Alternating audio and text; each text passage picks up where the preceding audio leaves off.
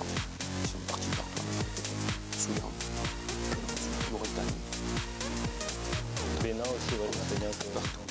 Oui, retour de notre émission pour la deuxième partie. Nous avons toujours le grand Distel Zola avec nous. C'est un international congolais qui mesure 1,87 m. Méfiez-vous de lui, même s'il est assis, mais c'est 1,87 m, c'est quand même assez grand. Ça monte. Et...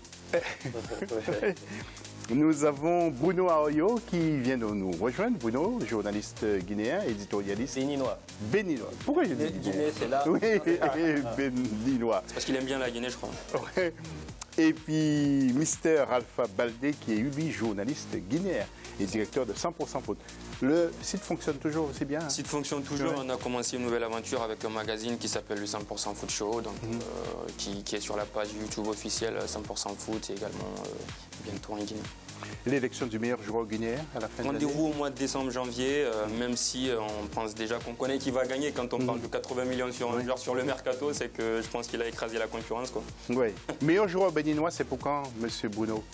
Oula, ça, on verra. Depuis ses saignants, on ne sait plus le meilleur joueur béninois. On verra. Bah, c'est toujours lui. Oui, toujours lui, oui. C'est toujours le meilleur. Il y a Steve Mounier qui monte là, et qui vient de signer à Huddersfield en première ligue, mais sinon, voilà quoi. C'est un béninois? Oui.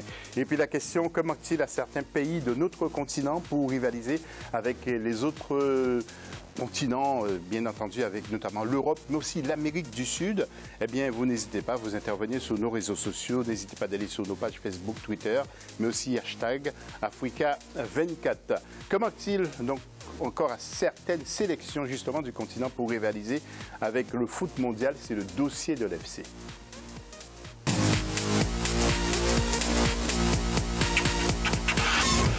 Et avant d'en débattre, justement, la participation récente du Cameroun à la Coupe des Confédérations et la participation aussi de nos nations dans les grandes compétitions internationales, justement, vous voyez toujours comment ça se passe. Faisons un constat.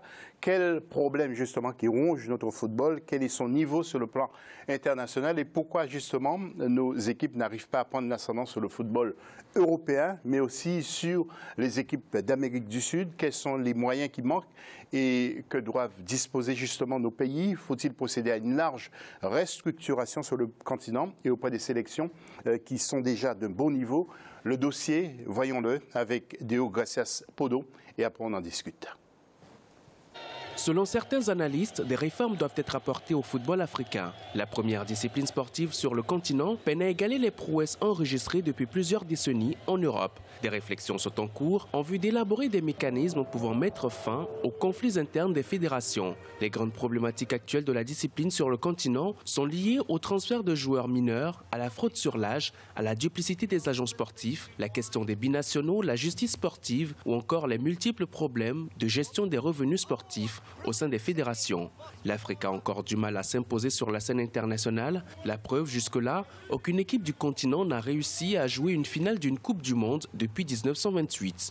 À la Coupe du Monde des clubs champions, les représentants africains font souvent piètre figure. Dernière représentation en date, celle du Cameroun en Coupe des Confédérations. Avec seulement 1 point en 3 matchs, les Lions indoptables, pourtant champions d'Afrique en titre, sont sortis derniers de leur poule. Nous allons prendre comme référence les 2 dernières Coupes du Monde. En 2010, regardez ce tableau. En groupe A, l'Afrique du Sud avait terminé à la 3e place. En groupe B, le Nigeria avait terminé à la 4e place. En groupe C, l'Algérie, dernière place de groupe. En groupe D, le Ghana avait fait mieux en terminant 2e. En groupe E, le Cameroun avait terminé à la dernière place.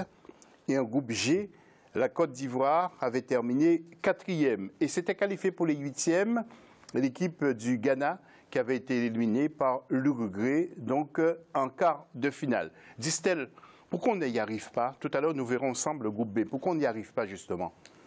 Moi, je pense que ça se joue à des détails maintenant. Le Ghana est arrivé en quart de finale.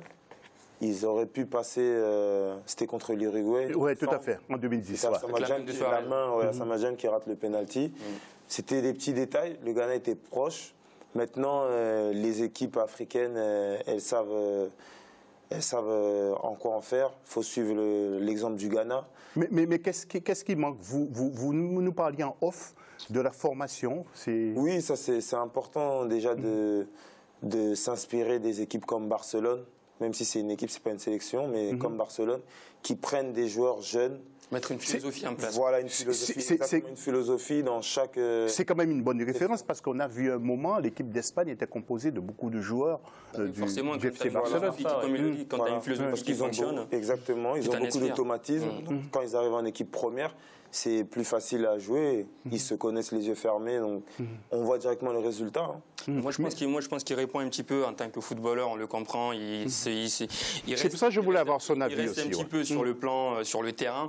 Moi, je pense qu'au-delà de ça, nous, spécialistes, nous, journalistes, nous, observateurs de ce football-là, je pense que les problèmes sont bien ailleurs. Voilà. Peut-être qu'il ne veut pas le dire. Le premier problème sur ce continent-là, on ne va pas arrêter de le dire. Malheureusement, on va nous rire au nez parce que dans ce continent, on ne prend jamais des résolutions, on ne fait jamais un bilan. C'est les gens qui gèrent. Ça dépend où. C'est les gens. Non, mais dans l'ensemble des pays, quand tu vois la Coupe de la Confédération.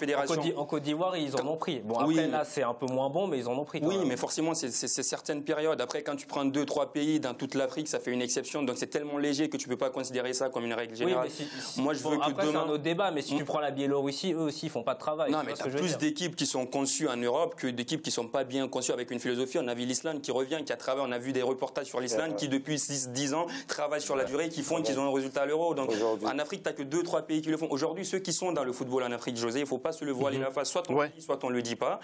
C'est tout simplement des gens qui ne connaissent pas ce football-là, qui viennent tout simplement pour se faire un nom. Voilà, c'est tout. Ils viennent pour se faire un nom. Ils viennent à gauche et à droite faire des voyages à l'étranger, faire sur des réseaux sociaux, se faire passer pour des gens qui négocient pour des matchs amicaux, alors que c'est complètement faux. Qui viennent soi-disant négocier des contrats avec des sponsors, c'est complètement faux. On n'a pas besoin de ça dans nos pays en Afrique. On a besoin de redynamiser. On a besoin de dynamiser nos championnats locaux, parce qu'aujourd'hui, le problème qu'on a avec nos binationaux, c'est que quand ils sont en difficulté en club, ils ne vont pas venir faire une Coupe d'Afrique des Nations, parce que tout simplement, c'est le club qui les gère, ce qui est pratiquement logique. Il y a le calendrier. C'est complexe. Donc, il faut beaucoup de points encore. Non, mais moi, je pense qu'à un moment donné, si tu acceptes... Tout n'est pas noir. Je ne dis pas que tout est noir. Moi, je ne dis pas que tout est noir. Le Ghana, l'exemple du Ghana est bien. Il y a des pays qui travaillent. Mais maintenant, moi, je te parle de l'exemple des pays en général en Afrique. Quand tu prends la Coupe de la Confédération en 2009, c'est que l'Afrique du Sud qui sort de sa poule. Quand tu prends le Nigeria en 2013, il s'écroule complètement en Coupe de la Confédération. Quand tu prends le Cameroun là, il s'écroule complètement. Mais est-ce qu'il ne manque pas de structure aussi claire et nette? Bruno Oui, mais après, je pense aussi qu'on n'a pas de culture, par exemple, de formation. Même des dirigeants qui ont envie de bien faire. On a le président de la fédération ivoirienne qui prend Marc Wilmots comme entraîneur. Il dit, il a lancé des jeunes, mais c'est pas comme ça qu'on voit le foot. Il a lancé quels jeunes, à quelle période et comment ça a marché. Ouais, mais déjà pourquoi tu prends Wilmots? Oui, mais parce que c'est pourquoi tu l'amènes en Afrique où il connaît rien. La France, parce qu'il voit qu'en France on prend des noms. Et qu'on fait un micmac de jeunes. C'est parce qu'on ne connaît pas le football dans notre continent. C'est un problème de complexe. Mais oui, mais ça, il faut que ça arrive. Le problème, c'est qu'il faut que ça arrive et que beaucoup de pays africains, au niveau de leur fédération, regardent la France, par exemple. Et est-ce que tu connais les DTN en Afrique?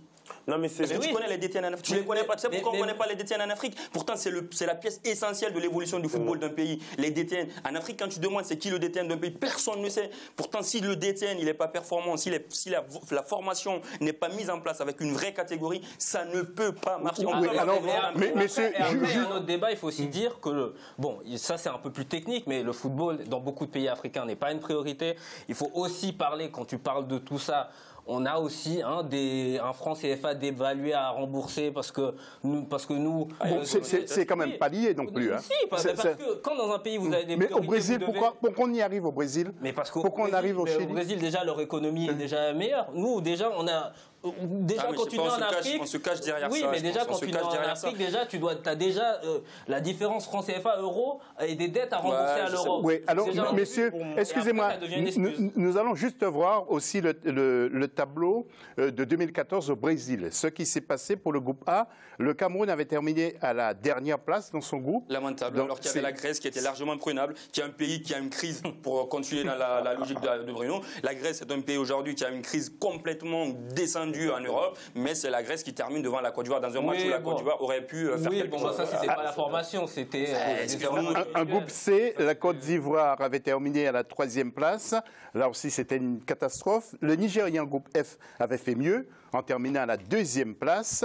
En groupe G, le Ghana, cette fois, termine à la dernière place.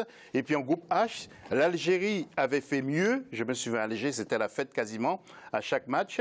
Et puis en 8e de finale, la France avait battu le Nigeria et l'équipe de l'Algérie avait perdu face à l'Allemagne. Là aussi, c'était donc en 2014 au Brésil, c'était un peu catastrophique. C'est pour ça qu'on me dit qu'il faut augmenter le nombre d'équipes africaines et tout ce qu'on me dit. Ok, moi je suis d'accord, c'est bien quand le nombre d'équipes va augmenter, il faut augmenter les équipes africaines. Mais déjà quand on augmente les équipes africaines, on augmente le nombre de gens qui vont voyager avec la délégation. En fait, il y a certains. José, moi je pense qu'en Afrique, si on ne se dit pas la vérité, notre football n'évoluera jamais. Exactement. L'équipe de Guinée qui est partie. Attends, je finis mon argumentaire. L'équipe de Guinée qui part à la Coupe du Monde des U20. C'est une formation qui n'a pas été faite. J'étais dans les coulisses de cette formation-là, de cette préparation. L'entraîneur qui a envoyé son planning n'a pas été respecté jusqu'au dernier moment et des gens ont été rajoutés sur la liste. Deuxièmement, cette nouvelle équipe de la Fédération. C'est un problème guinéen. C'est pas comme ça dans les 52 pays d'Afrique. Mais est-ce que ça s'est vérifié dans chaque pays d'Afrique? Excuse-moi Bruno, lui le sait. Beaucoup de joueurs le savent. Deuxième exemple. Le cas de la RDC, moi je le connais. Deuxième exemple. Le cas de la Guinée, le cas du Nigeria, tu vas le connaître. Deuxième exemple que je vais donner. Cette nouvelle équipe qui va venir cette nouvelle équipe qui vient à la Fédération guinéenne de football, au lieu qu'on se met à travailler, ce qu'ils font, c'est d'aller prendre des photos avec des binationaux qui ne vont jamais venir en équipe nationale de Guinée. Est-ce que vous pensez que c'est ça qui va résoudre le football guinéen? Okay. Non, mais il faut qu'on arrête. Bon, on va avancer aussi, Alpha, mais c'est vrai, bon, quelque part, vous avez raison.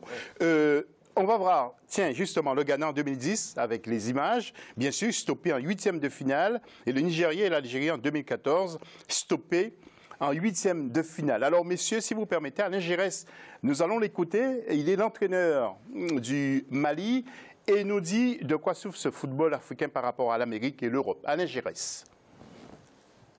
On sait très bien que la marche est haute. Et il faut aussi évoquer le problème de fond qui peut exister, le problème de réalisme et d'efficacité dans tous les sens du terme et de tous les compartiments du jeu de l'équipe et principalement sur le plan offensif.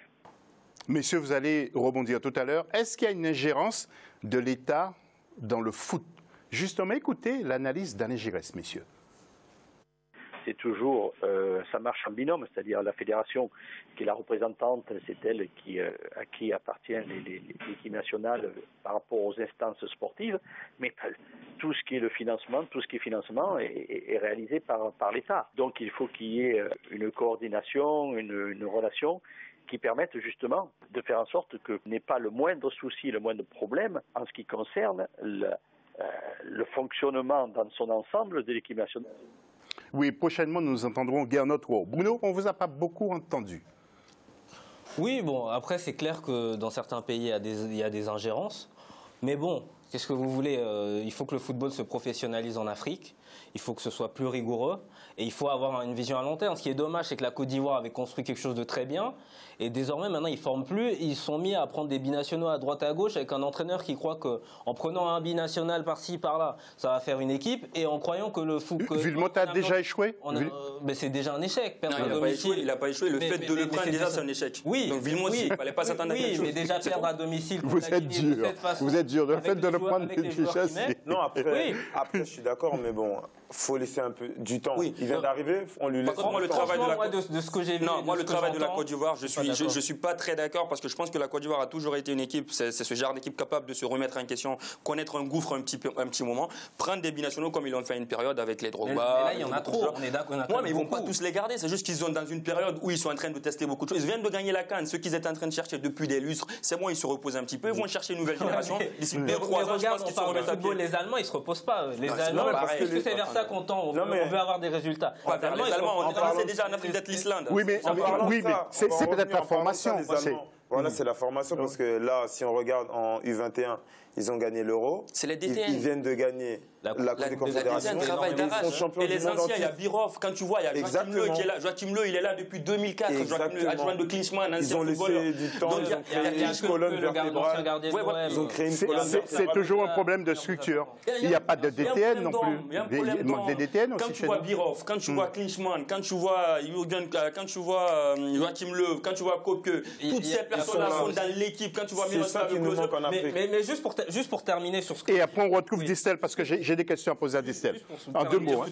En 2 mots, Bruno. Sur la Côte d'Ivoire, voilà, je pense qu'on ne peut pas faire des micmacs comme ça. Il faut qu'ils se remettent à former direct, parce que le peuple ivoirien, même moi ici de mon côté, j'attends que la Côte d'Ivoire maintenant continue. Ils ont enfin gagné la CAN, il faut continuer, former. Ouais, mais former quoi? Tu penses qu'ils vont jouer la CAN? Ceux qui vont être à la SEC Mimosa ou Sao San Pedro, ils vont jouer la CAN pour la Côte d'Ivoire? Mais est-ce que tu vois de jeunes Ivoiriens émerger en ce moment? Je vais vous abandonner pour retrouver justement Distel. Distel Zola, vous évoluez dans un club de D2, justement, en Turquie. Le bilan, objectif atteint ou pas? Vous remontez? Non, on s'est maintenu. Ouais. J'ai fait 2 années là-bas. La première saison, elle était un peu mitigée. Mais cette saison, j'ai eu du temps de jeu, j'ai beaucoup joué. Donc ça, je suis content quand même. Qu'allez-vous faire? Vous allez rester au club ou vous quittez le club? Non, là, je suis sur un projet. Je suis un nouveau projet là qui doit se concrétiser dans les quelques jours à venir. Tu joues toujours quand même, non? Oui, je suis toujours là. Tu veux pas venir en Guinée, championnat guinéen, non? Ça t'intéresse? J'aime bien la Guinée. Hein. T'aimes bien? Oui. Bah écoute, je te négocie un contrat. J'ai beaucoup d'amis guinéens. Je te négocie un contrat, pas de souci. On voit ça après l'émission. D'accord, il n'y a pas de souci. J'ai vu que vous avez encaissé beaucoup de buts. Vous étiez dans les matchs lorsque vous encaissez autant de buts. Oui. Qu'est-ce qui s'est passé? Pourquoi? Bon, parce qu'en fait, on a eu un problème. La première partie de saison, on a joué... l'équipe était interdite de recrutement, car dans le passé, ils ont eu des problèmes avec la fédération. Donc on a commencé avec un noyau de quelques anciens et que des jeunes, en fait, que des jeunes du centre de formation.